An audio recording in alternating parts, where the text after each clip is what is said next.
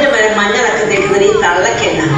മഞ്ഞൾ മാത്രം ആക്കണ്ട, കുറച്ച് മല്ലിപ്പൊടിയും മുളക് പൊടിയും ഒക്കെ തേച്ച് തിളച്ച എണ്ണയ്ക്ക് അതേക്ക് ചാടടി വെളുക്കട്ടെ. രാവിലെ തന്നെ എന്റെ വായിലിരിക്കുന്നത് കേൾക്കണം കേട്ടോ. എന്റെ തനി സ്വഭാവം നീ കണ്ടിട്ടില്ല, എന്റെ നിങ്ങളും കണ്ടിട്ടില്ല. കുറെ കാലമായി ഞാൻ ഓങ്ങി വെച്ചേക്കുവാ. ഓ പിന്നെ നിങ്ങൾ എന്നെ അങ്ങ് ഉലർത്തും.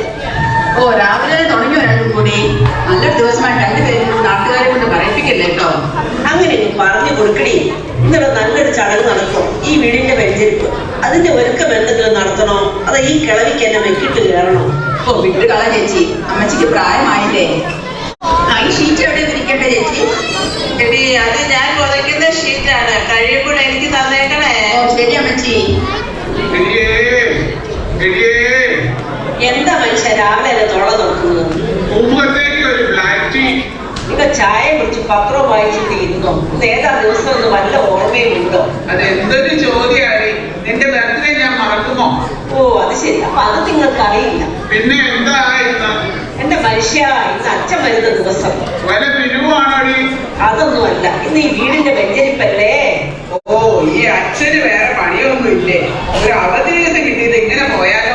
ദൈവദോഷം പറയാതെ മനുഷ്യ, നമ്മളോ പ്രാർത്ഥിക്കുന്നില്ല. നമുക്ക് വേണ്ടി അച്ഛനെങ്കിലും പ്രാർത്ഥിക്കട്ടെ. ഓ എന്തെങ്കിലും ആകട്ടെ. നമ്മുടെ മക്കളൊന്നും എഴുന്നേറ്റില്ലേടി? മിക്കവാറും വെഞ്ചരിപ്പ് കഴിഞ്ഞ് അച്ഛൻ പോയാലും എണീക്കുന്നു തോന്നുന്നില്ല. അതെങ്ങനാ? രാത്രി 2-3 മണി വരെ മൊബൈലും തോട്ടി ഇരിപ്പല്ലേ.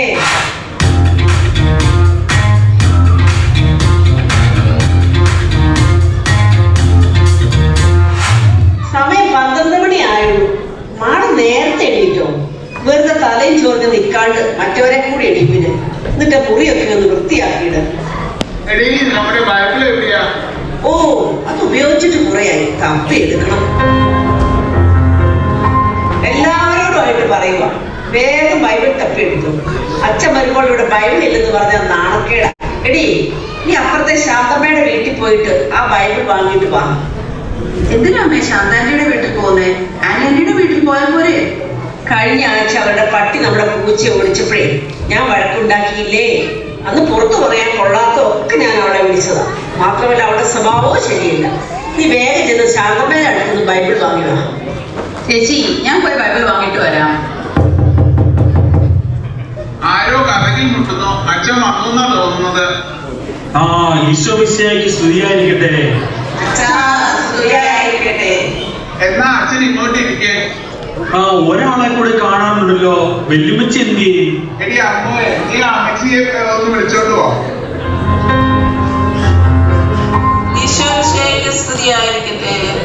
ആ ഇപ്പോഴും എപ്പോഴും സ്തുതിയായിരിക്കട്ടെ.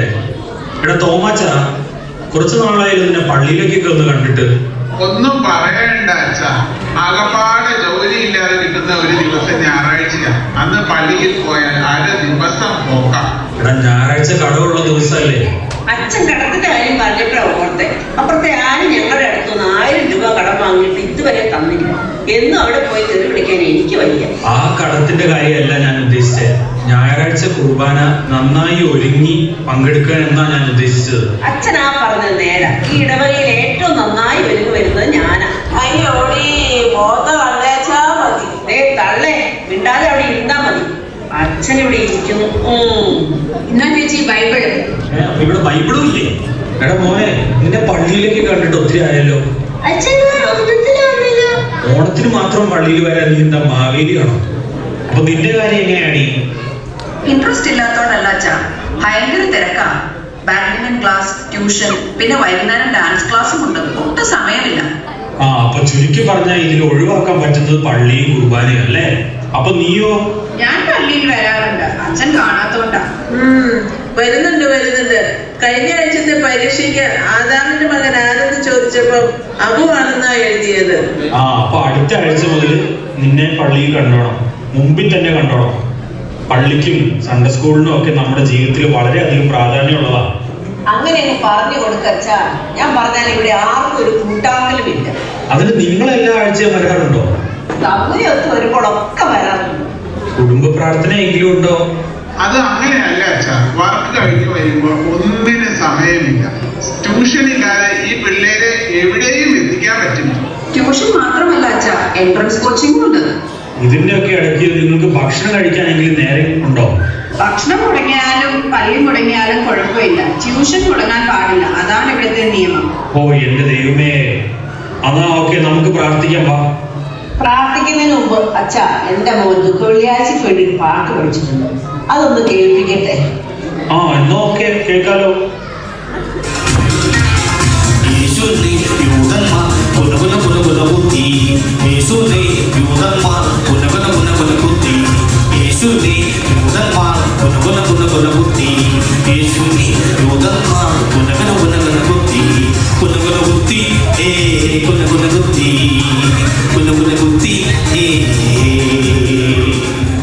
എന്റെ പൊന്നെ, ഈ പാട്ടുമായിട്ട് ആ വഴിക്കെങ്ങാനും കണ്ടേക്കരുത്. ആ എന്നാ നമുക്ക് പ്രാർത്ഥിക്കാം. ആരെങ്കിലും ആ സങ്കീർത്തനം 23-ാമത്തെ അധ്യായം ഒന്ന് വായിച്ചേ.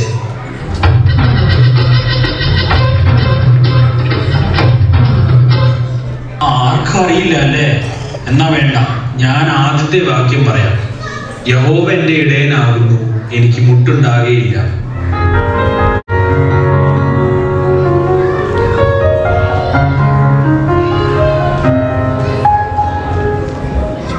പ്രാർത്ഥന കഴിഞ്ഞല്ലോ, എന്നാൽ ഞാൻ ഇറങ്ങുവാട്ടോ. ഇനി നിങ്ങളെല്ലാവരും ഞായറാഴ്ചയും പറ്റുമ്പോഴൊക്കെ പള്ളി വരണം. വിശുദ്ധ കുർബാന മുടക്കരുത്. സൺഡേ സ്കൂളിലൊന്നും വരാതെ ട്യൂഷന് മാത്രം വിട്ടു കഴിഞ്ഞാലേ മക്കൾ എങ്ങനെ ദൈവത്തെ അറിയും? കുടുംബ പ്രാർത്ഥനയും നിങ്ങൾ മുടക്കരുത്. ഇതൊക്കെ പറ്റുമോ അച്ഛാ? പറ്റണം. ദൈവത്തിനായിരിക്കും നമ്മുടെ ജീവിതത്തിലെ ഒന്നാം സ്ഥാനം. ഇവിടെ നമ്മൾ ഉണ്ടാക്കുന്ന പേരും പെരുമയും ഒന്നും നമ്മൾ മരിച്ചാൽ കൂടെ കൊണ്ടുപോകാൻ പറ്റില്ല. മക്കളെ ദൈവത്തിലേക്ക് നയിക്കേണ്ടത് മാതാപിതാക്കളാണ്. ഇനി നിങ്ങളെ സ്ഥിരമായി പള്ളിയിൽ കണ്ടേക്കണം. ഞങ്ങൾക്ക് തെറ്റ് പറ്റിപ്പോയി അച്ഛാ, ഞങ്ങൾ മനസ്സിലാക്കുന്നു. ഇനി ദൈവത്തിനായിരിക്കും ഞങ്ങളുടെ ജീവിതത്തിൽ ഒന്നാം സ്ഥാനം. ഞായറാഴ്ച കുർബാന ഞങ്ങൾ മുടക്കത്തേയില്ല. കുടുംബ പ്രാർത്ഥനയും മുടക്കില്ല അച്ഛാ. Praise the Lord. ഇന്ന് ഈ കുടുംബത്തിന് രക്ഷ കൈവന്നിരിക്കുന്നു.